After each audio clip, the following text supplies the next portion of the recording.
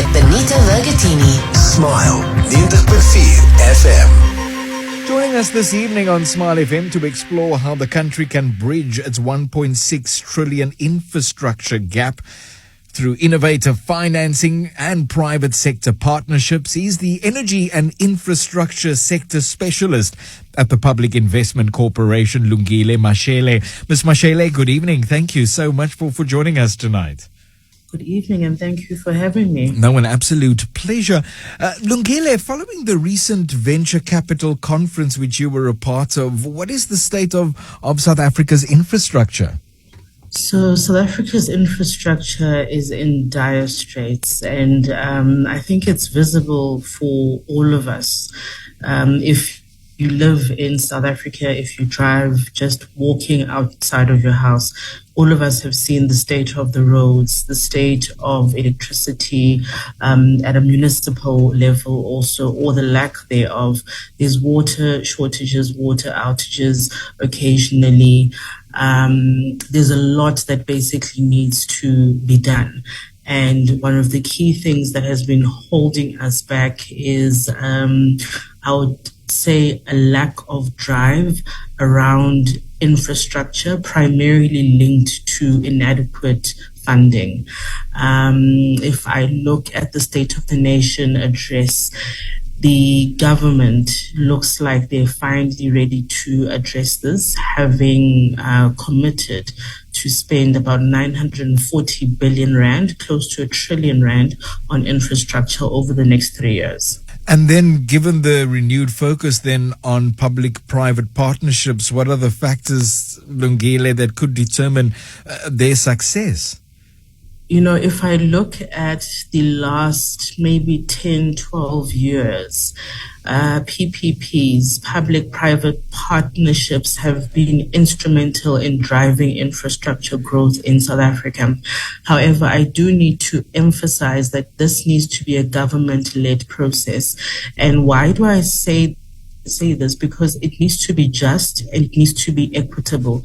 We cannot have a situation where you've got a market-led approach or a private sector-led approach, because naturally they will prioritize their own interests.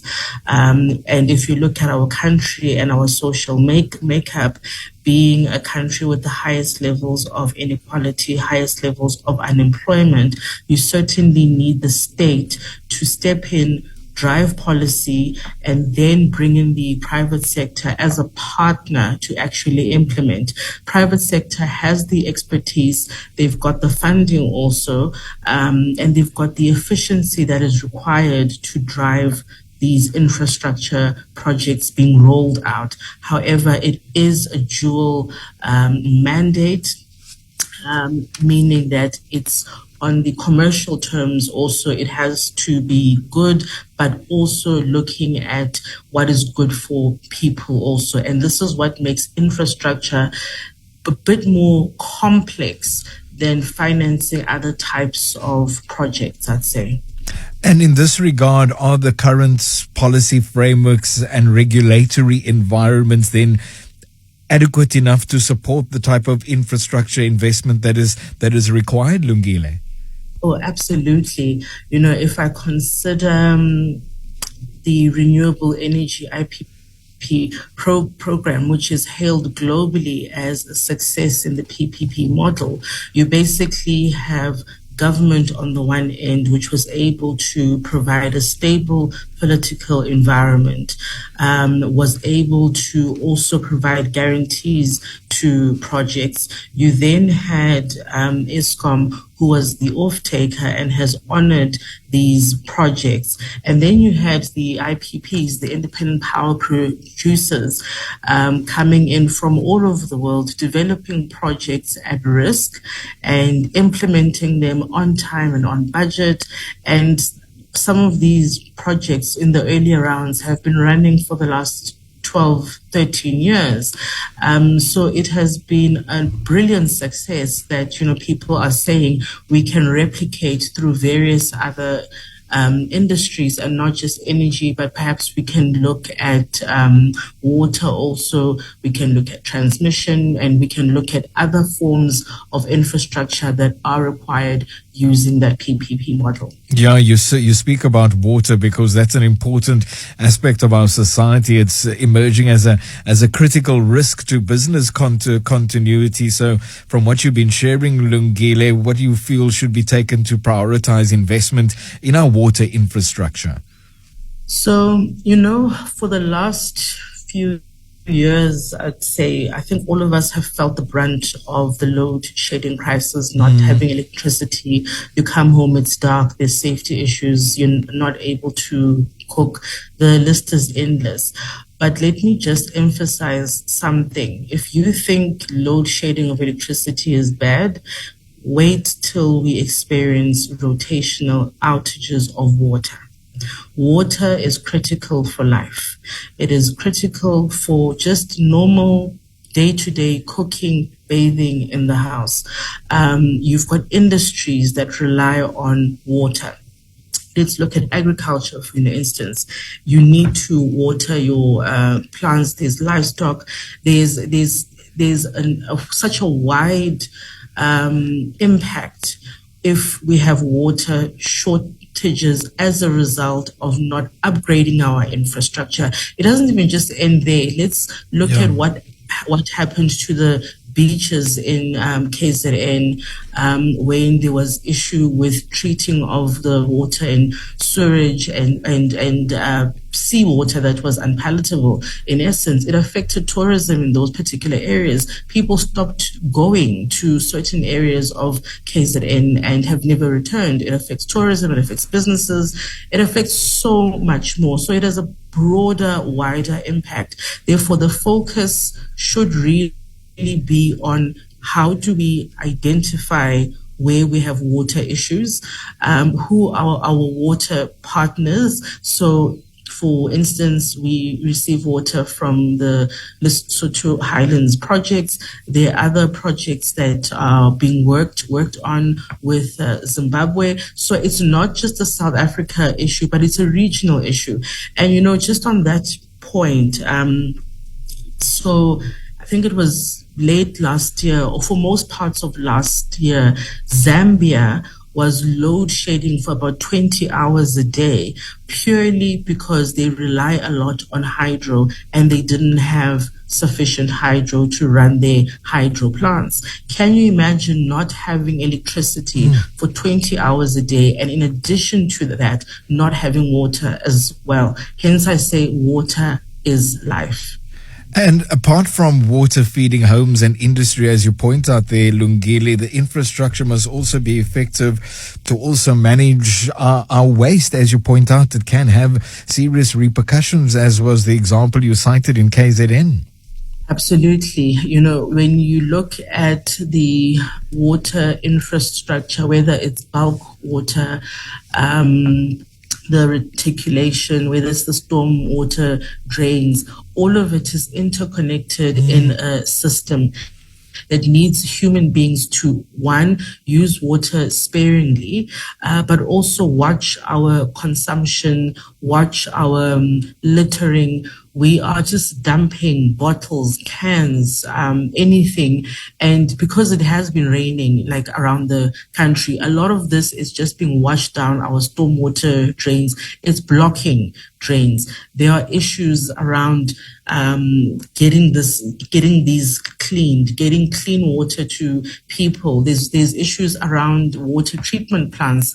There's just so much around water, and I don't think that people have an appreciation of what truly could happen if we have water outages in this country. Lungile Mashele is Energy and Infrastructure Sector Specialist at the Public Investment Corporation, the PIC, joining us this evening to elaborate on how the country can bridge its 1.6 trillion rand infrastructure gap through innovative finance and private sector partnerships. Lungile, how effective has blended finance been in de-risking infrastructure projects? It has been absolutely vital. If I consider the types of funding that are required for projects. So early stage, you'd be looking at project preparation funding.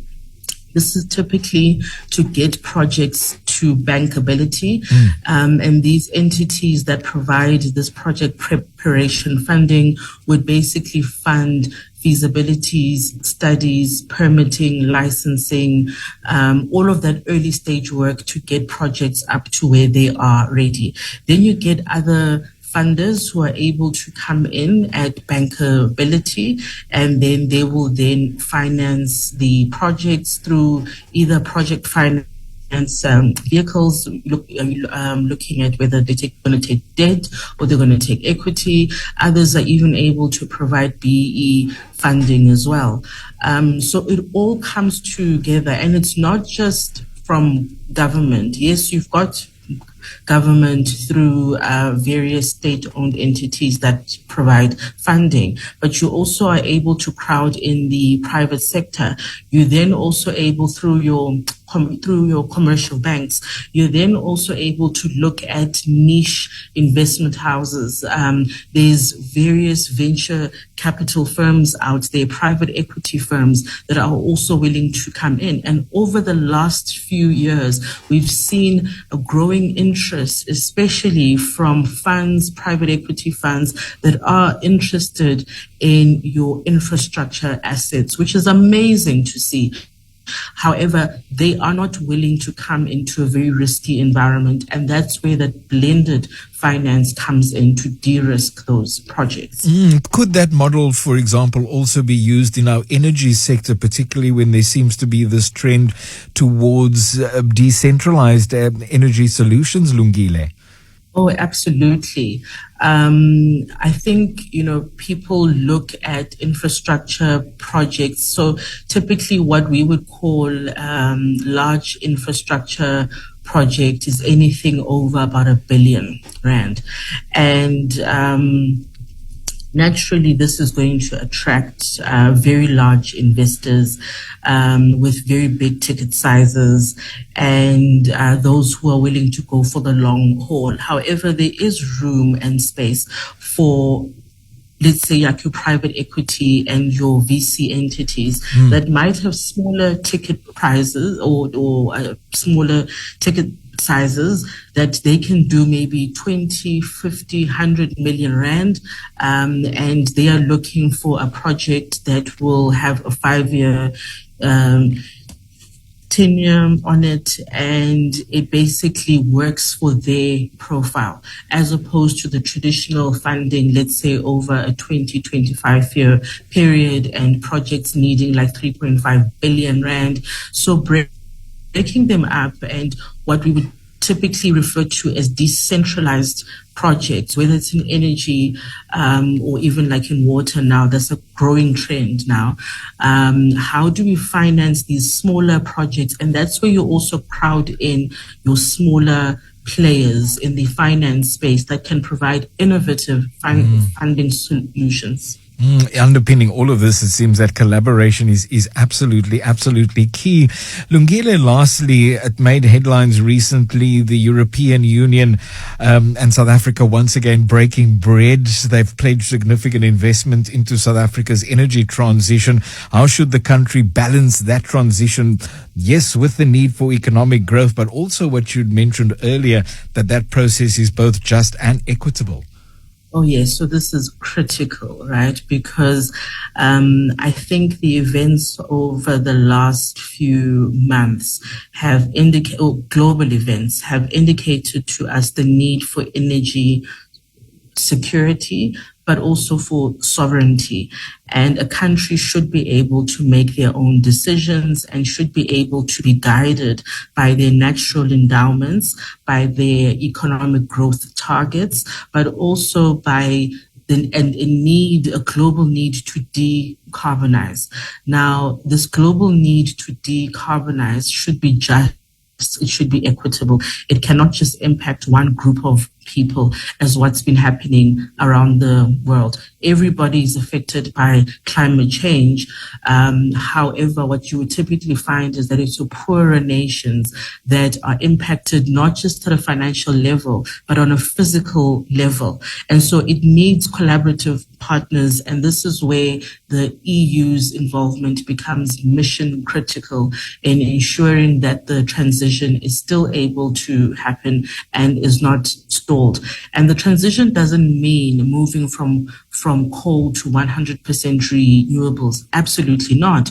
It says, how do we decarbonize our energy mix and diversify it in such a way that it's just, it's equitable, it's still affordable, and we are then able to share benefits, costs, and risks as a society as a whole. And that's really what is the underlying thing behind a transition, that how does the poorest of the poor and the wealthiest, where do we meet and who takes what risks and who pays what price to make sure that we have clean drinking water, we have cleaner electricity, we have cleaner air, and that we live more sustainable lives. Energy and infrastructure sector specialist at the Public Investment Corporation, Lungile Mashele. Appreciate your time and your insights as always. Thank you, Lungile. Thank you so much for joining us tonight. Thank you for having me. Smile. The music sounds so good. 90.4 FM.